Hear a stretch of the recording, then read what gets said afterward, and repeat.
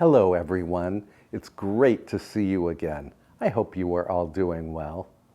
Since Valentine's Day is around the corner, today I want to share with you my tips and recipes for hosting what I think is the perfect romantic dinner party for two. I'm serving a fragrant beet soup for the first course, baked chicken roulades on arugula leaves for the main course, and a luxurious Chocolate-Cabernet Sauvignon Cake for the grand finale. Since all of these recipes can be prepared well ahead of time, you can relax and enjoy your special someone. We're going to start with the beet soup, and since I have to chop some beets and an onion and a potato, I'm going to first hone my knife. We need to roughly chop one onion.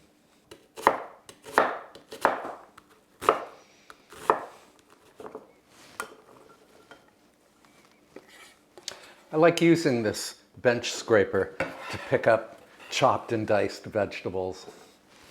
Then we need to peel and chop one potato. This potato weighs, 3/4 of a pound.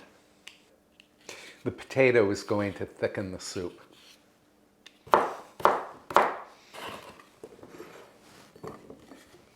Now we need roughly 2.5 pounds of beets.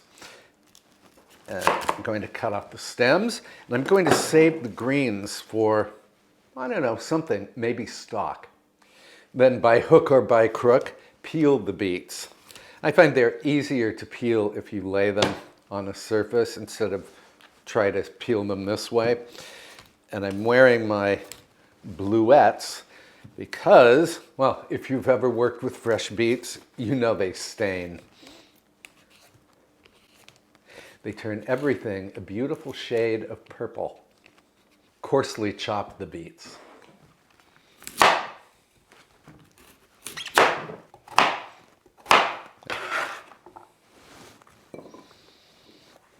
A little bleach and hot water will instantly remove beet stains from a cutting board.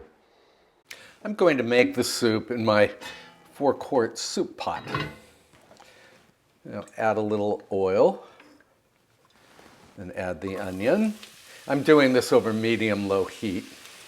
Add a good pinch of salt, pepper, toss. Then cover the pot and let the onions sweat until they turn soft. That's going to take about 5 minutes. All right, my onions are soft.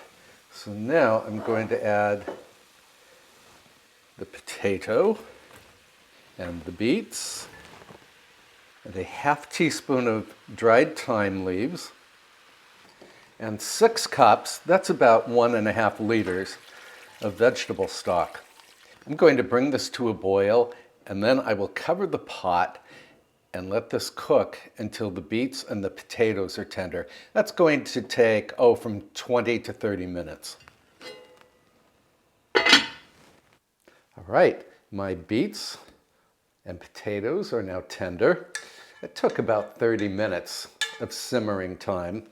So now I'm going to let this cool for about 5 minutes. Then I'm going to puree it in the blender. The printable recipe will be on my website. I will post the link in the description below.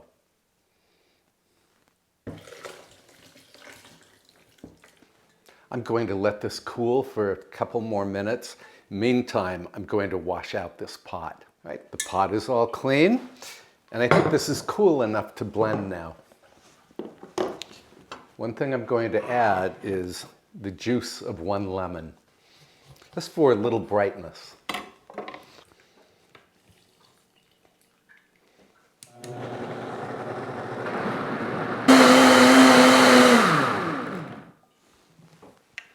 Have you ever seen a prettier mixture?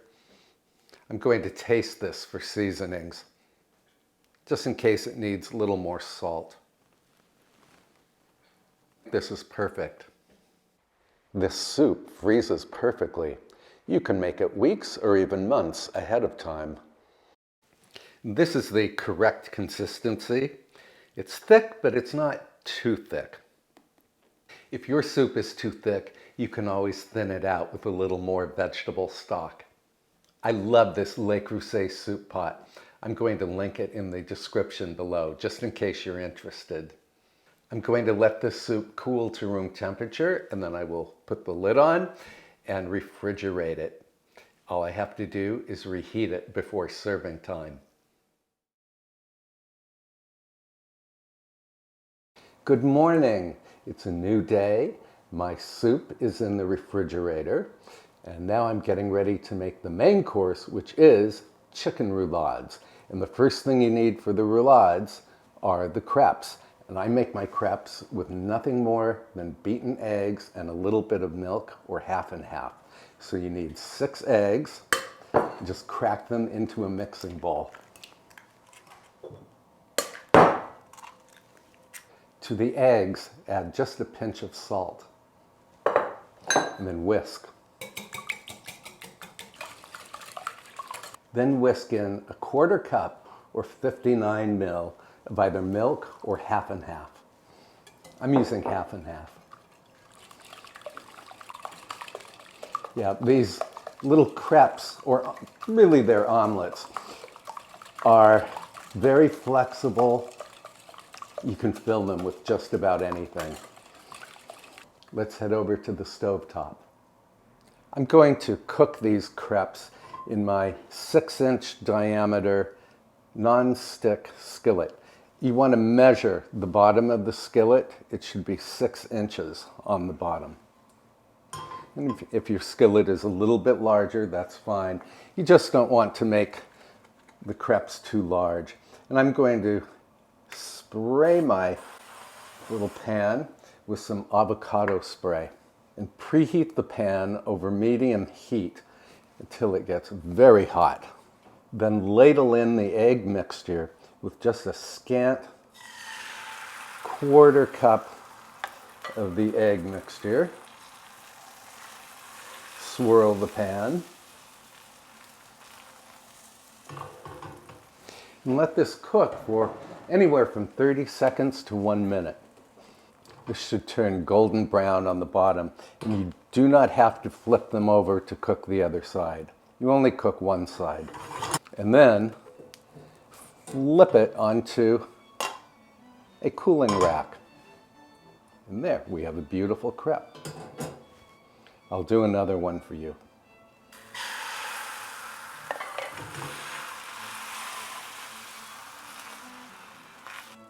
Now you can make these crepes well ahead of time. They freeze perfectly well. And you can stack them without any fear of the crepes sticking together. Oh, this one's even prettier than the first one. This recipe makes enough for 8 to 12 crepes, depending on how much batter you put in the pan. But we only need 8 crepes for the chicken roulades. Now, if you have a proper crepe pan like this, you could absolutely use it for these crepes, for these decidedly non-traditional crepes. And here's the final crepe.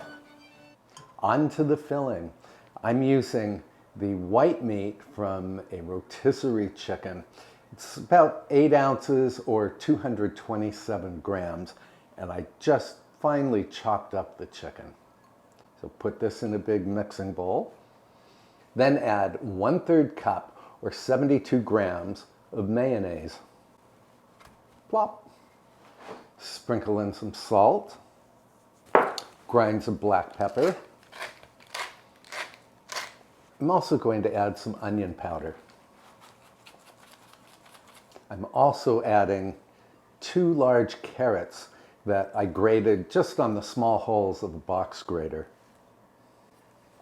Looks like a lot of carrot.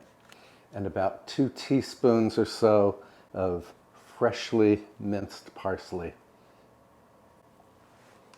You can add more parsley if you like.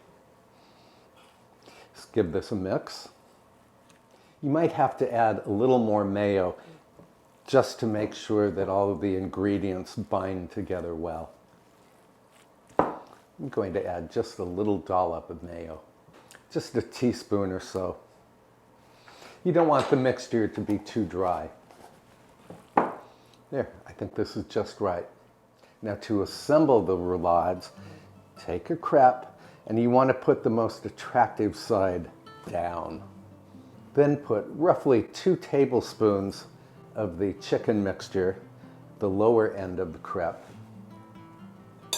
and then roll it up. That's what roulade means. It means a rolled up shape.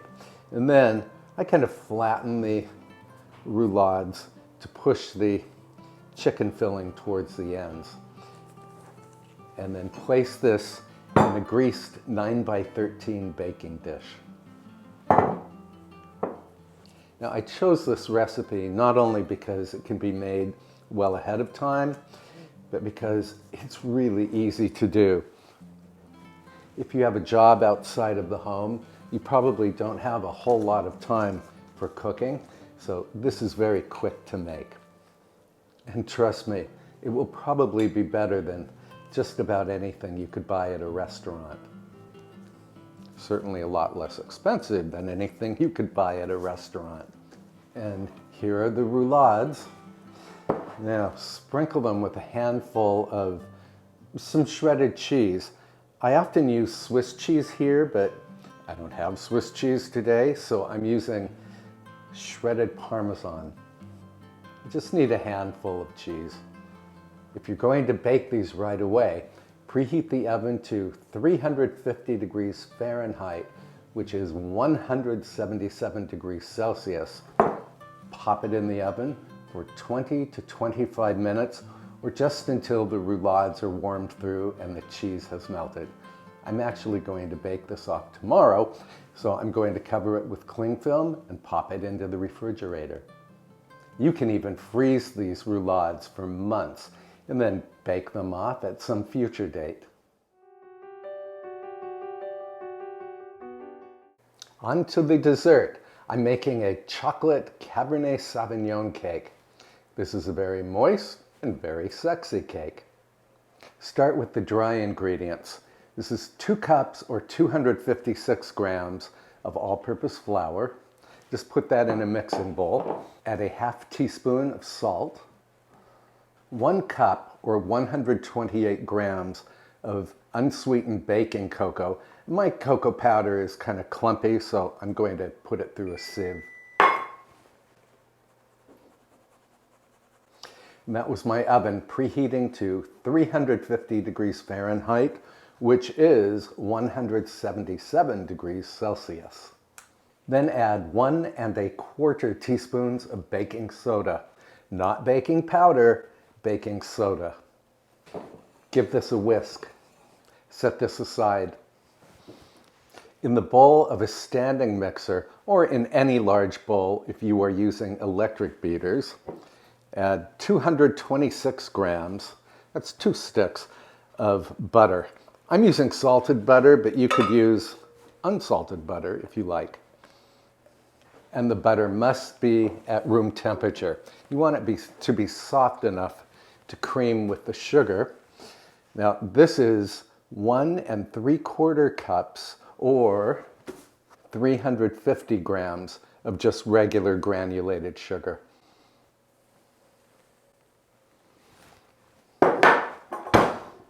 And we're going to cream the butter and sugar together until the mixture is light and fluffy. That's going to take 3 to 5 minutes, and I'm going to do this at medium speed. And you want to scrape down the bowl as necessary. All right, our butter mixture looks light and fluffy, so now I'm going to add 2 eggs, 1 at a time, and just beat them in. Again, scrape down the bowl whenever the batter is sticking to the sides of the bowl. Stand mixer does a lot of the work for you, but it doesn't do all of the work. Now beat in 1 teaspoon of pure vanilla extract. Now we're going to add the flour mixture and 1 1/4 cups or 275 ml of Cabernet Sauvignon wine. You could use any dry red wine here. We're going to add these in alternating additions. So first the flour. We want to do this at low speed.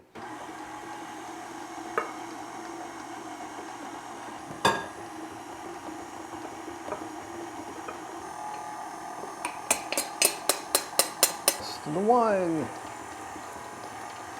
I'm really tempted to lick this paddle attachment, but I'm going to be good today. Now I'm going to transfer the batter to this standard size bundt pan, and I did spray the pan with baking spray. Baking spray contains flour. If you don't want to use any kind of baking spray, just butter the pan really well and then flour it. And in it goes.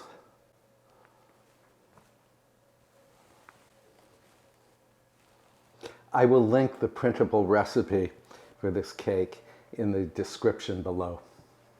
Pop this into the preheated oven until a skewer inserted into the center of the cake comes out clean. That's going to take about 45 minutes.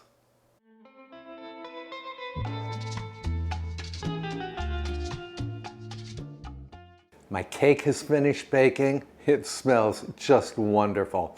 I've let it cool for 5 minutes, and now I'm going to unmold it onto a cake stand. Wish me luck. I heard it release. Ah, look at that. Now I'm going to let this cool overnight so that it achieves room temperature. And then tomorrow I will decorate it, probably just with confectioner's sugar. In any event, I will see you tomorrow. Nighty night. Good morning. It's Wednesday. I made the first course soup on Monday. I made the main course and the dessert on Tuesday. So now I have plenty of time to put together a flower arrangement and to set the table. And for the flower arrangement, I'm going to use these yellow roses that I purchased at a local supermarket. To get the most bang for your rose buck, cut the stems under water.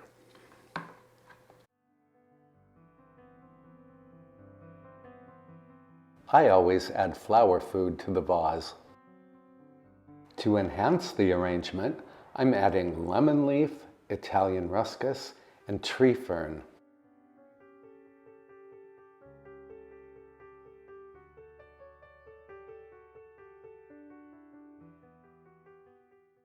I think this arrangement is appropriate for a romantic dinner because yellow roses symbolize friendship. So now, to decorate it, I'm simply going to sprinkle it with confectioner's sugar. You could put a glaze on your version of this cake if you like.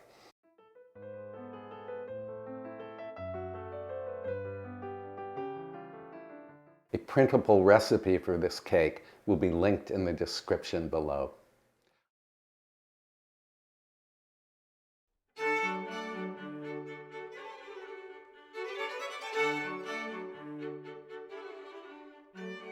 I'm using Minton china from 1930. The pattern is called Aragon.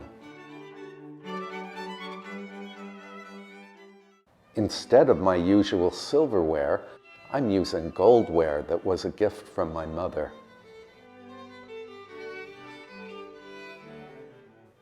Gold napkins complement both the goldware and the gold-rimmed china.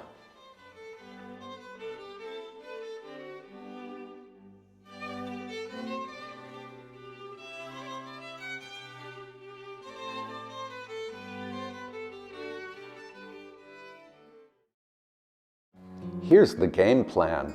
About 30 minutes before serving time, heat the soup over a low flame on the stove top and pop the chicken roulade into the preheated oven. I like to plate the soup in the kitchen. I'm going to decorate it with some sour cream.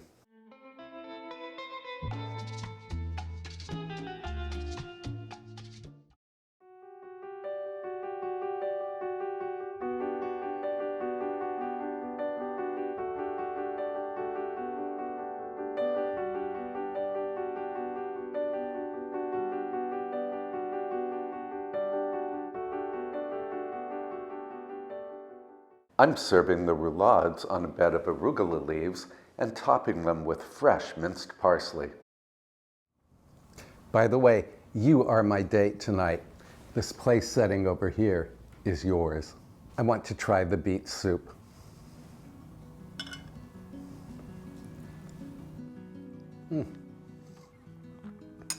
Wow, this soup is really awesome.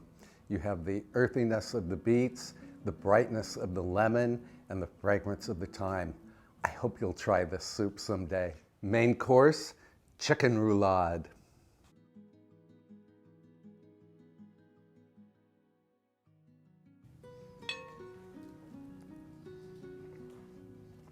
This is unbelievably delicious and made with only the simplest ingredients. And on top of that, the roulade is low carb and gluten-free. I mean, you cannot beat this for a main course. And here's the moment we've all been waiting for, the Chocolate-Cabernet Sauvignon Cake.